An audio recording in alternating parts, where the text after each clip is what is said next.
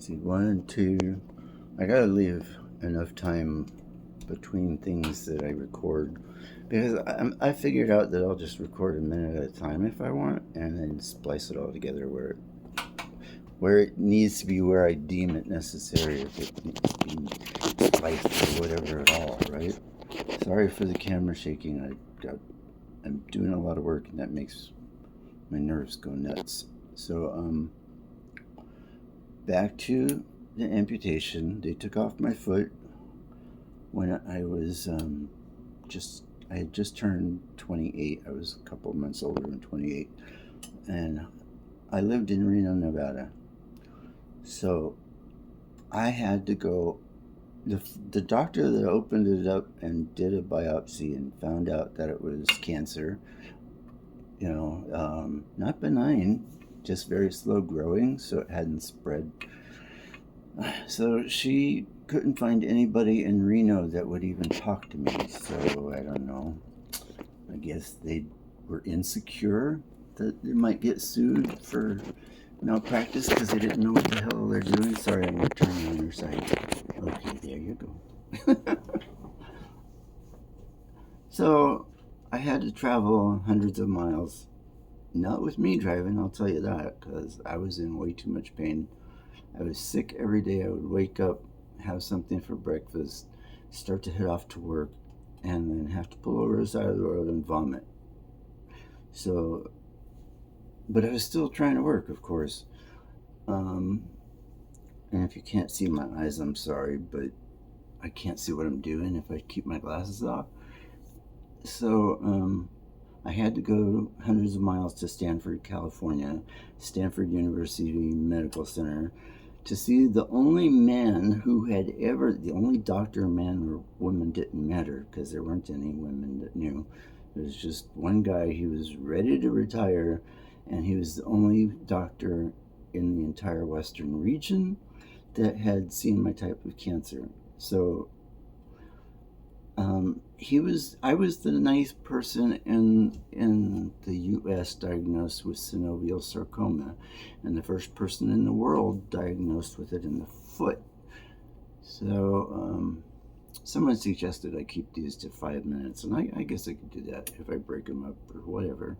Or you guys can just grin and bear it. I'll try it. A friend of mine named Brenda is going to transcribe all this for me, and then I'll be able to see where I need to splice things or cut things apart and rearrange things sometimes, because I'm not known for keeping on one track and saying the same thing for hours on end.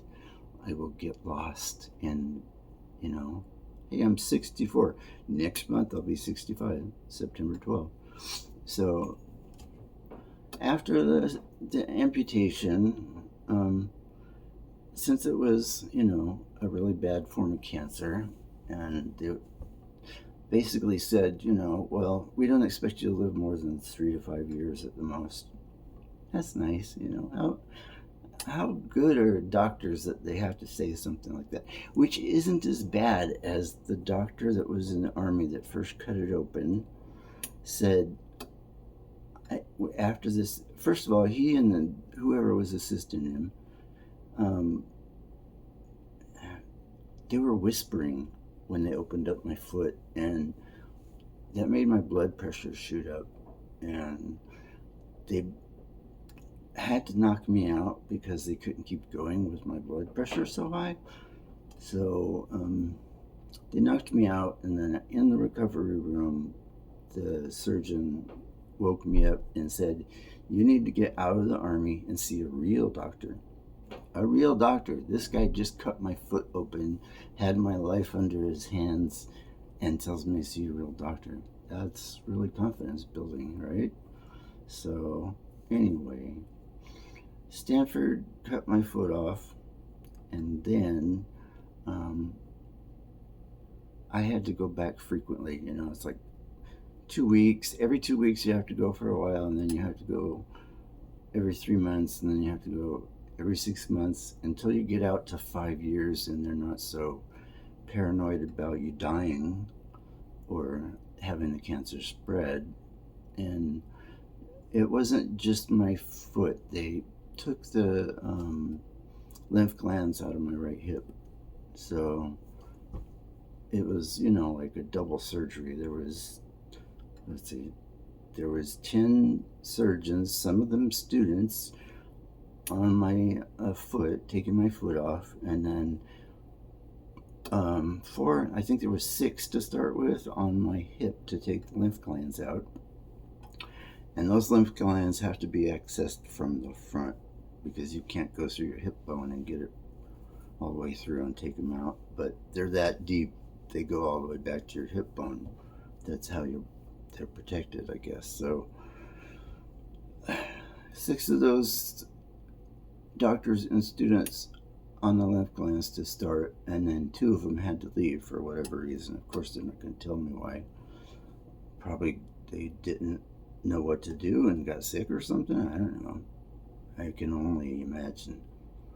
And then all that time for the first 5 years, but immediately I started showing symptoms of what I now know as narcolepsy. And there were severe symptoms, including cataplexy, dropping to the floor for no reason, no apparent reason.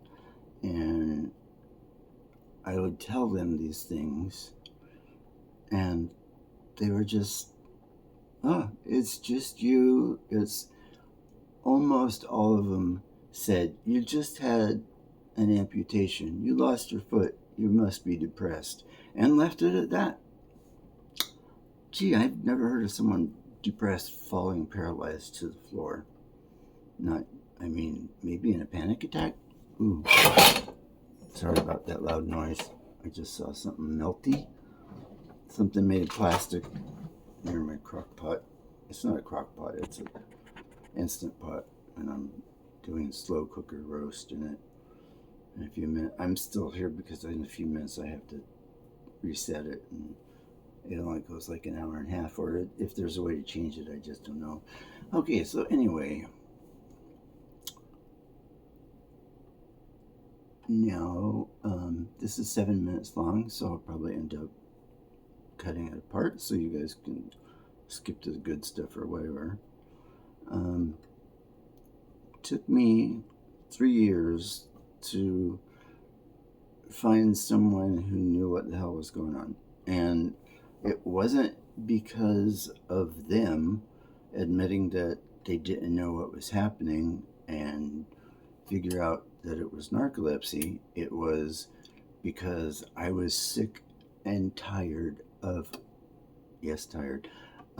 going to so many doctors and having them just read my records and say the exact same thing that the doctor before them said. So I actually went to a doctor who later became my family doctor for 37 years. And she said, that sounds like narcolepsy. I talked to her for 5 minutes, and she'd only been out of medical school for like 6 months to a year. And she immediately said that as soon as I described what was happening. And then she's arranged to see a sleep specialist and a neurologist, meaning that the sleep specialist wasn't a doctor. He was a doctor of sleep science, not a full MD. But that's how it was all over back then.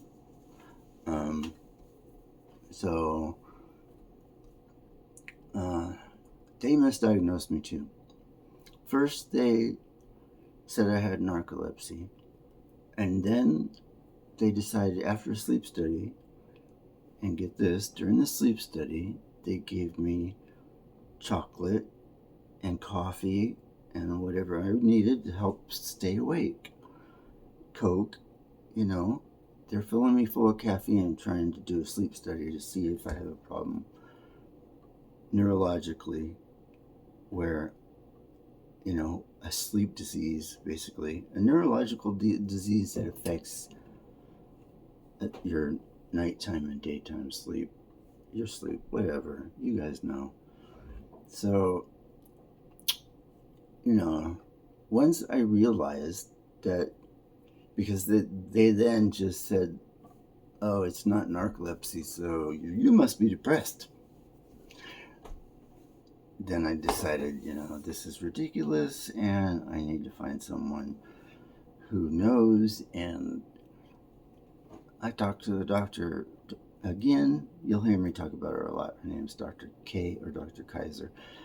And said, this is stupid. These people don't know what they're doing. And of course, she couldn't say she agrees because that would be, it's the medical profession. You're not supposed to talk about others like that. So she said all she could do was give me some names and I could call and talk to them. But the insurance wouldn't pay for me to go anywhere else. And these two idiots were the only neurologist, sleep specialist with a sleep lab in Reno at the time to be able to do any kinds of testing or diagnosis or whatever. So I'm going to pause this and then I have to reset my crockpot. Okay, post break. Meaning after I stop. Oh, this is so cool. My phone knows if it's dark or light, and it's been sunny all morning, and then just now. I live in northwestern Pennsylvania. Northwest. NWPA. So, and I only moved here a year and a half ago. Well, now it's like a year and 8 months, but whatever. So, the weather's a lot different than where I came from, Reno. I'll talk to you about that in another video. So I finally, going through private resources and doing my own research, found a doctor named Dr. Scrima. See, when I'm sitting this close, I have to take my glasses off or else I'm looking up and down all the time. Well, I'm trying to hold this thing too, my phone. So I found a doctor named Dr. Scrima, and the neurologist he worked with was Bradford Smith or something like that. And Dr. Scrima was the important part, really. And I don't even remember. I was reading something in one of the doctor's offices, and that I found an article that said these two doctors, one in Denver, Colorado, and one in, the other one worked in big university on the East Coast. I don't know. I'll tell you some other time. Anyway, but two doctors that were testing what was then called GHB, gamma hydroxybutyrate. Probably a lot of you know already what it is because you've been through all this. If you don't know, there's going to be another video, I guarantee you. So they were the only ones in the United States that were licensed to test it. And it was the second clinical trials, which means they can tell you whether or not you're actually taking the drug or some kind of placebo. Believe me, I don't understand how it works when they're allowed to tell you that it's placebo. I guess just to check for side effects and stuff like that. But so I had to go through the insurance, and what I ended up doing was having to write a letter telling the insurance company and whoever else read that afterwards that I was misdiagnosed by these two idiots, and that the money that was supposed to be paid to them, over $25,000, shouldn't be paid to them because they were wrong. And after I did that, then the insurance said that they would pay for me to be tested in Denver, but I had to pay my way there and back. And considering, how I was and who I was with at the time, there was no way driving there was an option. So it had to be a flight there and back. And that was up to, chance, the world, whatever. And pause.